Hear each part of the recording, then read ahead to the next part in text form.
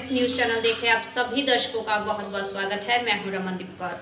इस वक्त की बड़ी खबर आ रही है प्रयागराज से। क्या है पूरा मामला, देखने के लिए बने रहिए हमारे साथ। नवाबगंज पुलिस व एसओजी को मिली बड़ी कामयाबी, जहां अंतर जनपदीय 2 लुटेरों को पुलिस ने मुठभेड़ में सुबह गिरफ्तार किया था। वहीं इनकी निशानदेही से जहां बिना नंबर की ट्रक और एक मोटरसाइकिल बरामद हुई, अवैध तमंचा कारतूस भी। वहीं पुलिस ने जब इनकी अपराध हिस्ट्री खंगाली तो इनके ऊपर 10 से ज़्यादा मुकदमे दर्ज हैं। और किस तरह से कार्रवाई की जा रही, क्या कुछ कहना है डीसीपी गंगानगर का, आइए दिखाते हैं। सर क्या मामला है, कौन पकड़ गया इसमें? देखिए, आगामी चुनाव और त्योहारों के दृष्टिगत प्रयागराज कमिश्नरेट में प्रतिदिन एक रात्रि चेकिंग अभियान चलाया जाता है। कल दिनांक 22 अप्रैल 2024 को भी रात्रि चेकिंग अभियान चलाया गया था, जिसके अंतर्गत थाना नवाबगंज में श्रृंगवेरपुर एक जगह है जहाँ पे सुराव थाने की और नवाबगंज थाने की जो पुलिस है वो चेकिंग कर रही थी। चेकिंग के दौरान 2 व्यक्ति जो मोटरसाइकिल पर सवार थे उनको रोकने का प्रयास किया गया। उनके द्वारा भागते हुए पुलिस पार्टी पे फायर किया गया। आत्मरक्षार्थ पुलिस फायरिंग में एक अभियुक्त के पैर में गोली लगी है, जिसको उपचार हेतु अस्पताल में भर्ती कराया गया है, और दूसरा जो अभियुक्त था उसको मौके से गिरफ्तार कर लिया गया था। इन अभियुक्तों के नाम हैं मसीद खां पुत्र जमई, ये रहने वाले है प्रतापगढ़ का, और दूसरे अभियुक्त का नाम है मोहम्मद दिलशाद, ये थाना मवाइमा जनपद प्रयागराज का रहने वाला है। इन दोनों के बारे में जब जांच पड़ताल की गई है तो इनके विरुद्ध में, मसीद खां के विरुद्ध में 13 मुकदमे हैं, प्रतापगढ़, जौनपुर, बनारस और प्रयागराज में, जिसमें से 4 डकैती के केसेस हैं और 2 गैंगस्टर के केसेस हैं। और मोहम्मद दिलशाद के विरुद्ध में 9 केसेस हैं प्रतापगढ़, जौनपुर और बनारस में, जिसके विरुद्ध भी 4 डकैती के केसेस हैं और 1 गैंगस्टर का केस है। अभियुक्तों के पास से 2 अवैध तमंचे, 2 खोखा कारतूस और 8 जिंदा कारतूस बरामद हुए हैं। मोटरसाइकिल जिस पे भागने का प्रयास कर रहे थे वो बरामद है, और अभियुक्त दिलशाद की निशानदेही से एक ट्रक बरामद हुआ है, जिसकी जांच पड़ताल की जा रही है कि किस मुकदमे से संबंधित है। संगम नगरी प्रयागराज पहुंचे उत्तर प्रदेश के जल शक्ति मंत्री स्वतंत्र देव सिंह ने जहां अब बड़ा बयान दिया। उनका कहना था कि 2014 से पहले लोग मंदिर जाने से डरते थे और टीका लगाने से डरते थे, और कांग्रेस राज में लोग बुंदेलखंड में भूखे मर रहे थे। और क्या कुछ कहा है उन्होंने सरकार की उपलब्धियां बताते हुए, आइए दिखाते हैं आपको किस तरह से उन्होंने विपक्ष पर साधा है निशाना। कांग्रेस जब से देखे गरीबी हटाओ ये हटाओ, देश को उन्होंने लूट लिया। न सड़क, न बिजली, न पानी। गरीबों पर आप देखते थे 14 के पहले लोग भूख से मर जाते थे, बुंदेलखंड में भूख से मर जाते थे, सूखा। आज मैं कह सकता हूं कि आदरणीय मोदी जी के आने के बाद कोरोना वैश्विक महामारी में हुआ, उनके हमदर्द, गरीबों का हमदर्द बनकर खड़े हुए और आज तक भी अन्न देते हैं। आज भी कोई भूख से सो नहीं सकता है और भूख से कोई मर नहीं सकता है।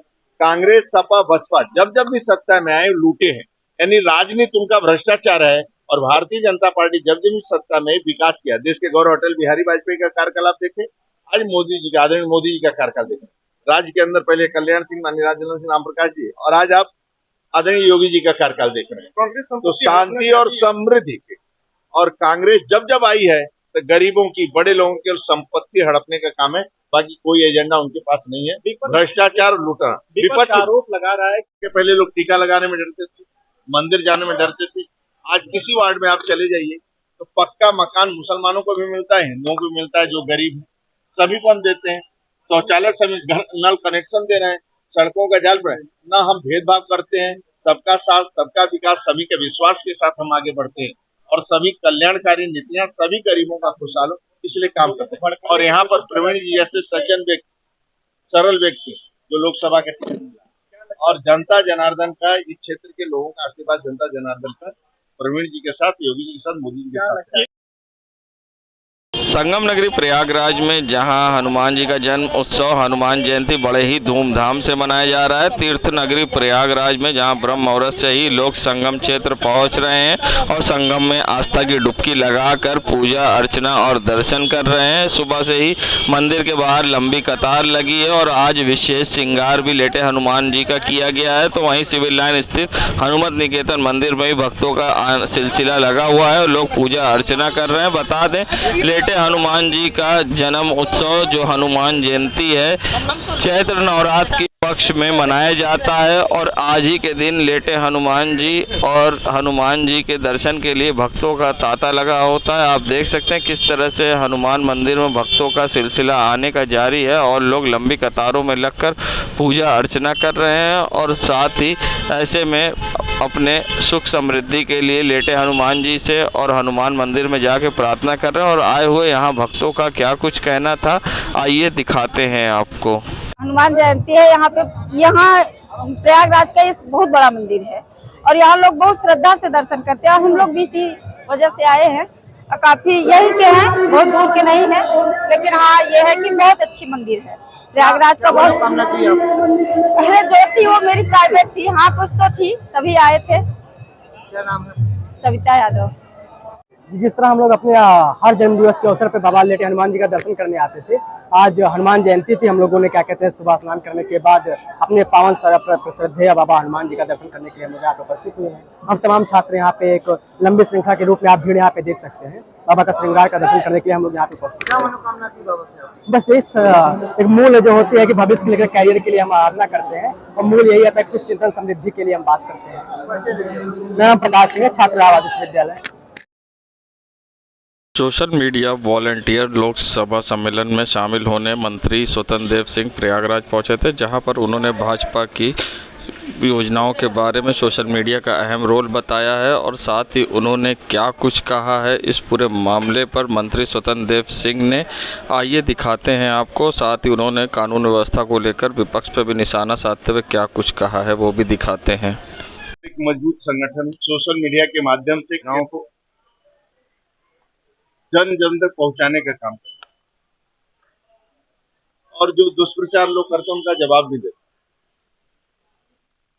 आने वाला चुनाव में सोशल मीडिया का 2024 के लिए भी महत्वपूर्ण, 2017, 19 और 22 में अहम भूमिका रहा कार्यकर्ताओं और इन्होंने 24 घंटा परिश्रम की पराकाष्ठा किया है और केंद्र राज्य सरकार की जो गरीब कल्याण योजनाएं हैं जनता तक पहुंचाने का काम किया। आज वही कार्यकर्ताओं का यहाँ भी आज सम्मेलन कार्यकर्ताओं का। मैं कह सकता हूँ आपके सामने कि आदरणीय मोदी जी के आने के बाद 14 के पहले की स्थिति आपने देश में देखा था। बम फटते थे, गोले फटते थे, ताज होटल हो, चाहे संसद भवन हो, चाहे मंदिर हो या श्रीनगर, चैन से लोग नहीं बैठते थे। सेना के ऊपर पत्थर फेंका जाता था और अपना गरीब का अपना पक्का मकान नहीं रहता। आज मैं कह सकता हूँ कि करोड़ों लोगों का अपना पक्का मकान है, अपना शौचालय है, बिजली का कनेक्शन है, गैस का कनेक्शन है और 5 लाख का आयुष्मान का कार्ड है, घर घर नल का कनेक्शन।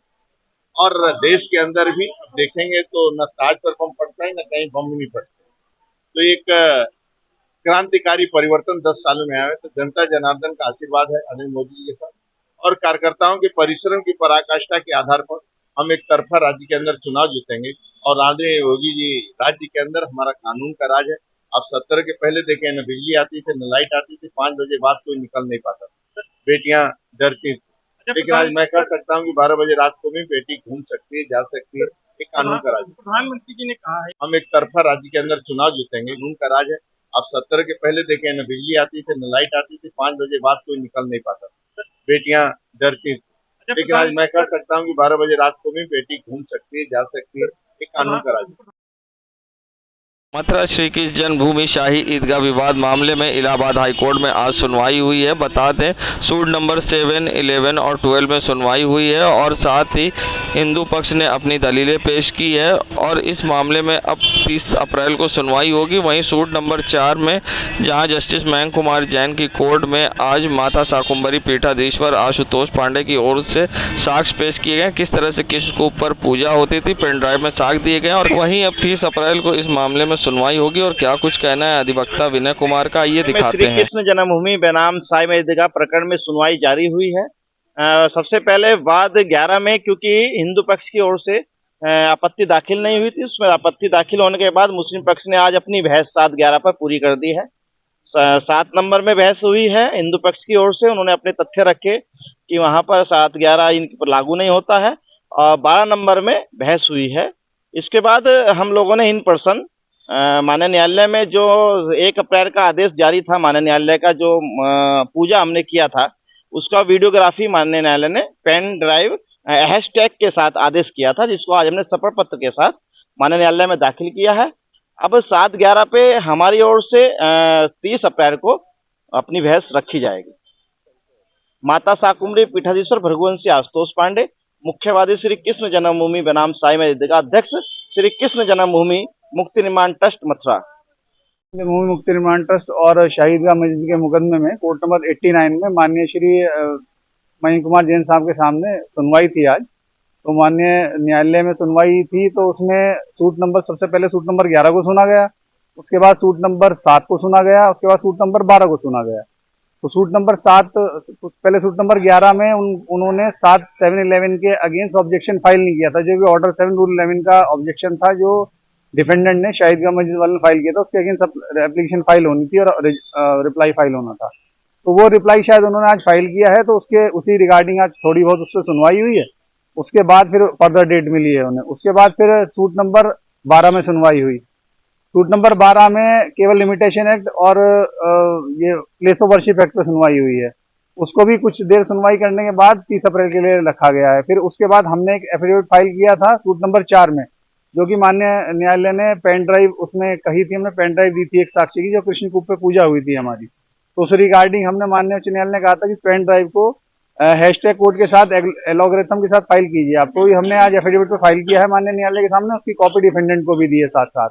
और फिर हमने अपने केस के बारे में कहा, तो माननीय उच्च न्यायालय ने अगली तारीख रख दी, उस पर हमारा 7/11 पे सुना जाएगा। हमारा पक्ष सुना जाएगा, हिंदू पक्ष सूट नंबर 4 में, सूट नंबर 12 में और सूट नंबर 7 में। जी, विनय शर्मा, अधिवक्ता उच्च न्यायालय, अधिवक्ता श्री कृष्ण जन्मभूमि मुक्ति निर्माण ट्रस्ट। देश दुनिया की खबरों के लिए world media times news channel को सब्सक्राइब करें।